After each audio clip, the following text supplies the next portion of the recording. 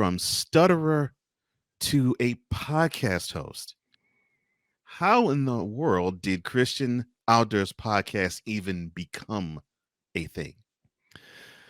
Well, that's it's actually was a long process, Cole. I know a Mm, lot of podcasters, and you do as well, who say, "I think I want to start a podcast," and 3 weeks later, they're on the air. mhm, But me, I like to say I like to do research. I'm kind of thorough to a mhm, fault.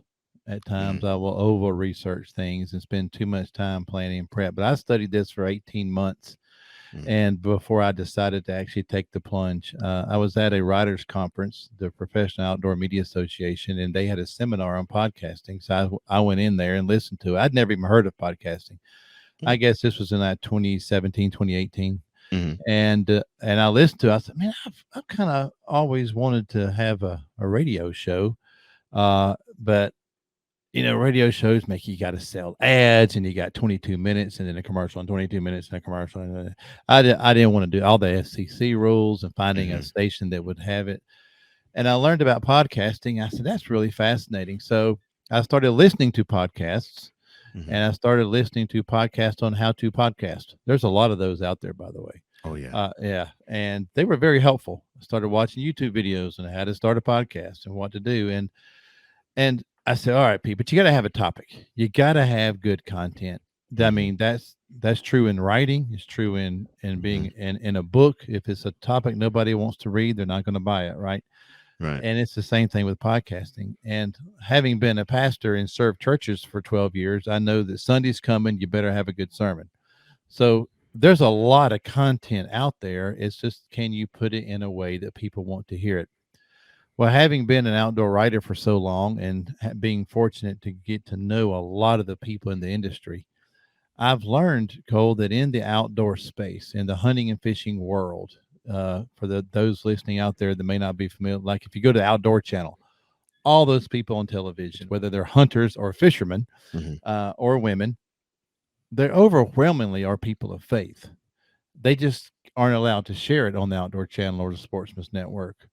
They're not allowed to talk about their faith, but they mhm, are. They spend their careers in creation, and they would love to have a platform to talk about it. I was like, well, I love Jesus and I love the outdoors.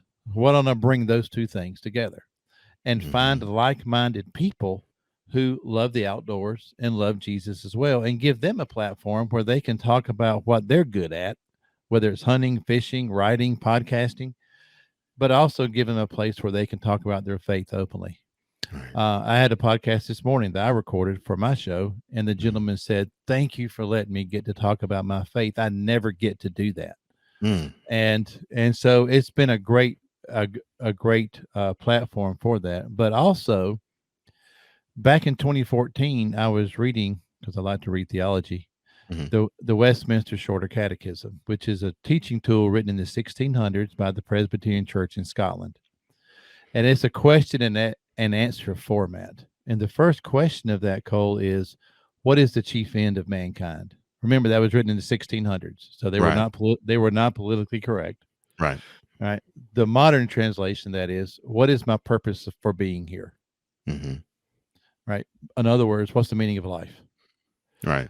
The answer to that is, according to the Westminster Shorter Catechism, is the chief end of mankind is to glorify God and to enjoy Him forever.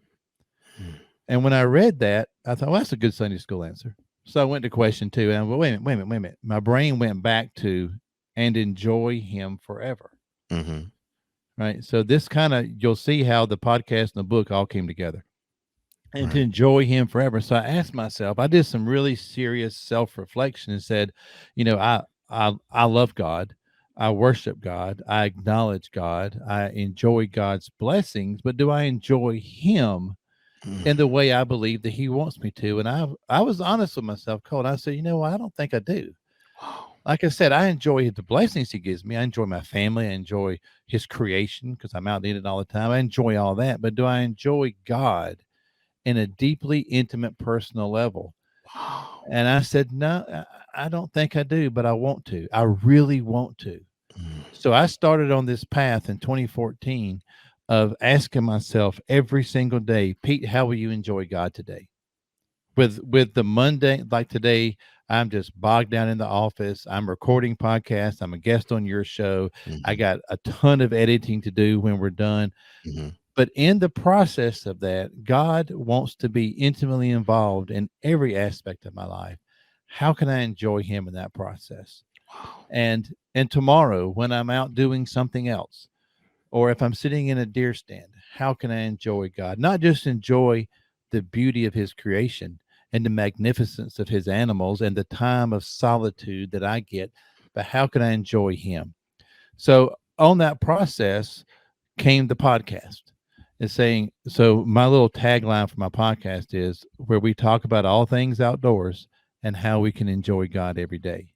So I Mm. want to encourage listeners to not just let's talk about hunting and fishing and camping and backpacking and whatever, but let's see how can we enjoy God in the process.